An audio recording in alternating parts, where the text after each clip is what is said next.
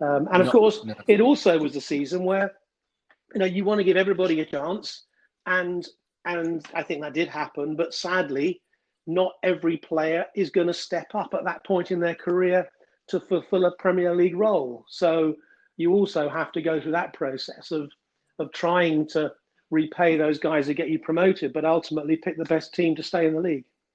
It is a headache a manager wouldn't want to have, I think, really. I wouldn't envy Phil Brown at all in that position. No, everyone's knocking on his door every week, So. Oh yeah, particularly Dino at the start, I think. Yeah, he'd got him in the first place. But with that side though, like towards November, we were sitting, I think, 6th, 7th in the table. Early games like West Brom, things like that. I think the best, was a real highlight. The best actual reflection on that statistically is that we are still the best performing newly promoted team in the Premier League after 10 games. Now, we had 20 points after 9 games. Sadly, we still had 20 points after 10 games. But and Wolves got close to that. I think they were 17 points or 18 points after 9 games, and then they lost their net or lost or drew. But they never got above our 19 points after 10 games. So yes, it was a furious start, and obviously helped by Giovanni's goal scoring early on. But also supported really well by the combination of Marlon King and Daniel Kusan, who caused a problem for a lot of defences who didn't expect them to. Absolutely. Obviously, when City fans, never dared to believe they'd be even in the Premier League. Never mind holding like a record like that. But towards, I'd say November. I think there's one win in December we had at Middlesbrough at home, which kind of took the pressure off a little bit. Yes. A lot of draws in there, but credible draws. We then kind of had a bit of a downturn. So you drew at Liverpool away, and then Sunderland, Man City, Villa, Everton, Arsenal, West Ham, they all beat us. So obviously it's not until you get Minute Show at Fulham that we see salvation. Right. But yes, that Middlesbrough game, I was so excited after that when I managed to get caught speeding on the way down south, which was a shame. I lost my driving license, but I managed to get it back, which was useful.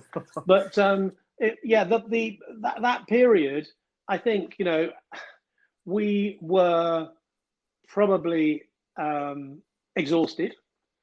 I think we had also been found out. We went into the league, and I remember, obviously, some of those games, as you said, were just ridiculous because we had the very first game where we rang the Premier bell and the whole thing against Fulham, that very first game with Giovanni sort of posting his credentials with his first goal.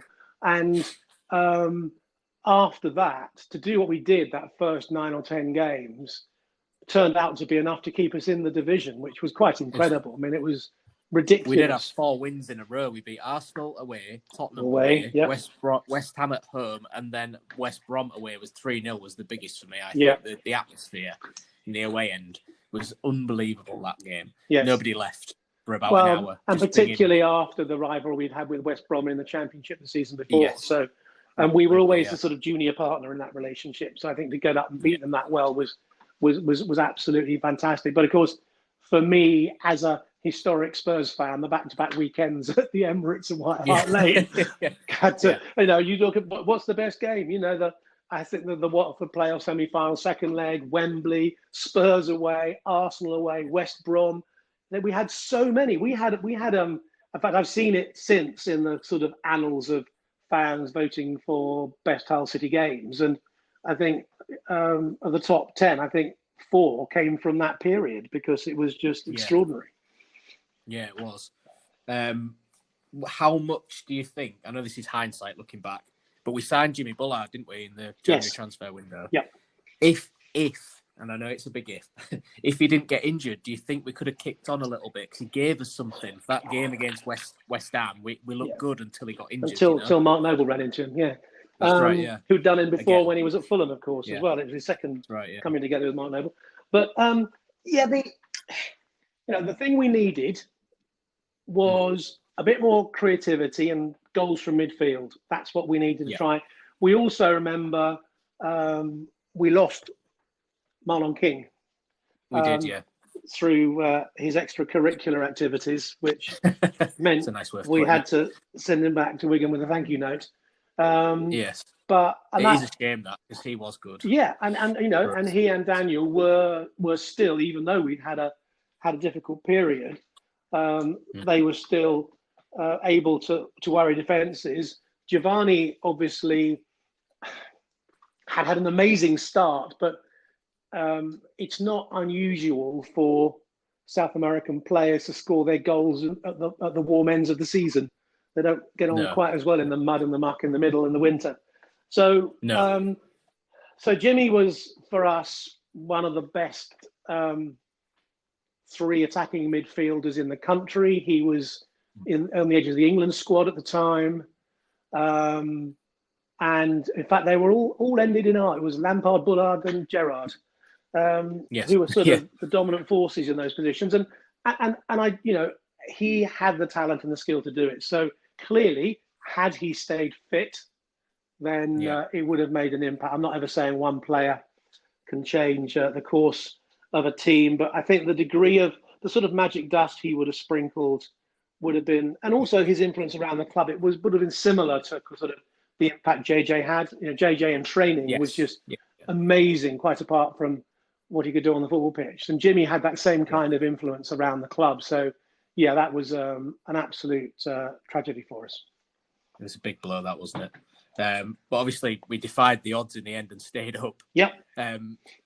Obviously, we did lose on the last day of the season to Man United, but obviously results elsewhere meant that Fagan's goal was the last goal that we got the point that made us stayed up, which obviously is... Or arguably, I think it was Damien Duff's own goal at Newcastle. But potentially, yeah. So on the last day, I think you may be right about that. But obviously, massive achievement. Going into the second season, we were touted with so many big names, weren't we? Yes. What was the process behind that, and how frustrating was it for yourself trying to get these signings and then never getting any kind of bigger names that we were after over the line? Well, I think that the second season syndrome is well reported, and again, if you look at that in the context of where we were at the time as Hull City, having gone through the transformation of the Championship team to get promoted, and then again to stay up, you've really got to kick on somehow, because you know that you're not going to get away with that. If you look at the results towards the end of our first season, staying up by the skin of the teeth, you've got to find some quality. So you have to go again. I mean, as always, with every transfer window in every club, more than half of those targets are myths created by the local broadcasters. Because I'm sure that because is the case, they love to create the myth and then destroy it, and suddenly a club that had nothing to do with it at any point in the process gets egg on its face because apparently they failed to do something. But the vast majority of those things were mythical. We did have a really good go at bringing in Negredo. That would have been. I know that was the big one that stuck in my mind. I think. And we had a deal sorted with the club. And at the time, we were told that they wouldn't let him go on loan internally within Spain. They wanted him to go abroad. And then, I don't know, I was about to swear then. They bugger me. He ends up going out. You're allowed to swear on this. He ends up going out on loan to Seville. So, and that was just because he didn't want to come to the UK, into England, certainly at the time. So, but that was unfortunate. But yeah, we tried. We tried with a lot of players that we thought could make a difference. And again, it wasn't easy because we still didn't really have any money. We'd survived and funded the club on the basis of the receipts from being in the Premier League. And whilst you can resource wages, and of course there were areas of the club that all needed expanding to be fit for purpose in the Premier League media age, and things we had to do to the ground and everything else, the capital expenditure of buying players also has to come out of that cash flow. And when you are a newbie to the Premier League, that's very difficult. So, and then also we have, the other thing about it is we've just been through 2008. There was a huge economic impact, particularly in the property industry, which was where Russell was active, and that created all sorts of other problems off the pitch, which started to impact on our ability to perpetuate the loans we had from Investec. So we were scrambling. We were scrambling that summer. I mean, actually, the minute we stayed up, quietly, the club was put up for sale. So that was something which was kind of an acknowledgement, I think, that the money wasn't there to go again, or maybe even to support the status quo. Yeah. I mean, obviously, soon after that, your time at the club ends, doesn't it? Yeah. When you look back at it, do you have any kind of regrets that you weren't involved with Hull City longer? Oh, massively. I mean, it's quite interesting because I feel like I've been involved with Hull City ever since in many ways. And I've been fortunate to attend every Wembley appearance as a guest of the club since I left. And I've been at many games, both at the KC and around the country. And I was at Preston North End only a few weeks ago. So, really? But yeah, so it's my relationship with the club has continued. Of course, I'm deeply regretful that it ended the way it did in terms of my tenure as an executive of the club and as chairman, because it was something that was so precious to me, and I knew I was good at. So I had a lot of hopes and plans, because having really got into the club every season, as I said earlier, was a whirlwind. Yes. We never had the opportunity to actually lay out a sort of insane strategy for future years. But yeah, I don't take back a second I've spent there, and I don't believe in regrets. The best thing to do is to focus on how you go on to your next project and how you help the relationship you created there. Yeah. Obviously, well, today City have been in the news. I don't know if you've seen. Our current chairman has written to the AFL to try and void the season. I think mainly because we've sold 2 of our best players in January and we haven't won since 28th of December, I think it is. And if the season did continue, I think we'd have a massively high percentage of probability that we would be relegated. There is actually another financial consequence, which is that we have 5 players out of contract on the 30th of June, which will save about 150 grand a week off the wage bill. So if the club are forced to perpetuate the season, we're either going to be short-staffed on the playing field, or we're going to be enforced to pay 150 grand a week of wages we don't contractually have to. And that's a bit of a problem. Yes. So I think every championship club, in fact, every football club, has its own kind of perspective and implications of what happens if the season continues. But yeah, I'm not surprised by that at all, because clearly, as you say, if you look at the trend, whilst every season does throw up unexpected outcomes, as we all know from Leeds United in the last 7 or 8 games of last season. So there's never anything certain. And you could say that actually we were affected really badly by injuries. And yes, the loss of those 2 players clearly makes a difference. Yes. It's hard to know how it would turn out, but I have great sympathy for your view of that. Yeah. In light of obviously the current situation, I don't think there's been an agreement to when we return or what's going to happen.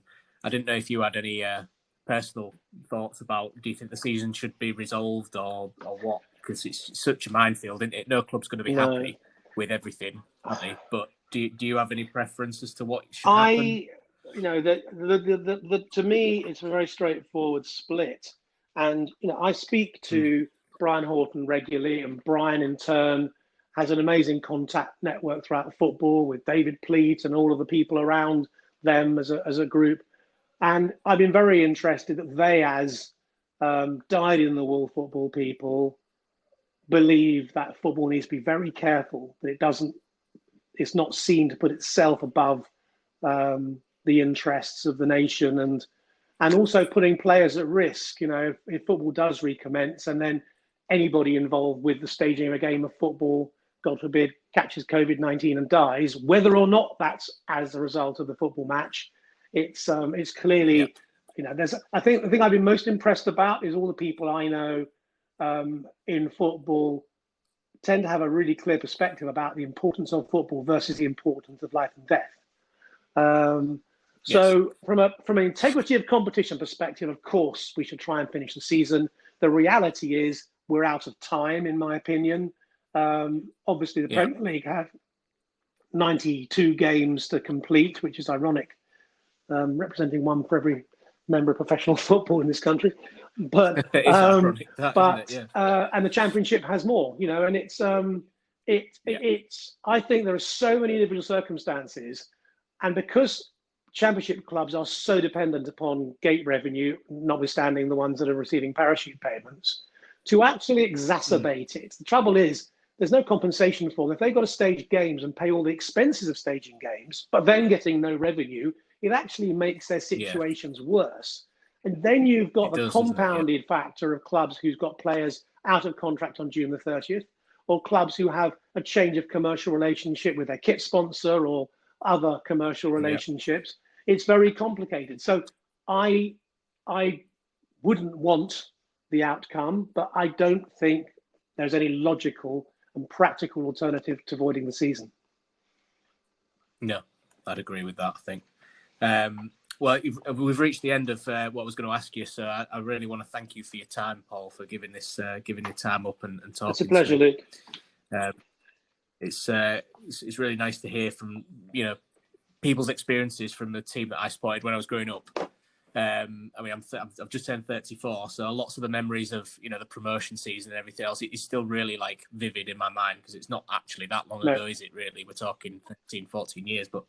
It's great reliving these memories and talking to people who are involved in the club. So it's really, really good to speak to you. Thank you very much for your time. My great pleasure, and it's good timing, because obviously we're only a few days short of the 24th of May 2008, which is only 12 years ago. Don't even try to make it longer ago than that. It is. But the 24th of May 2008, that glorious first promotion. So, which always causes a call between me and the people that were around at the time, and a few bottles of wine. So I look forward to that.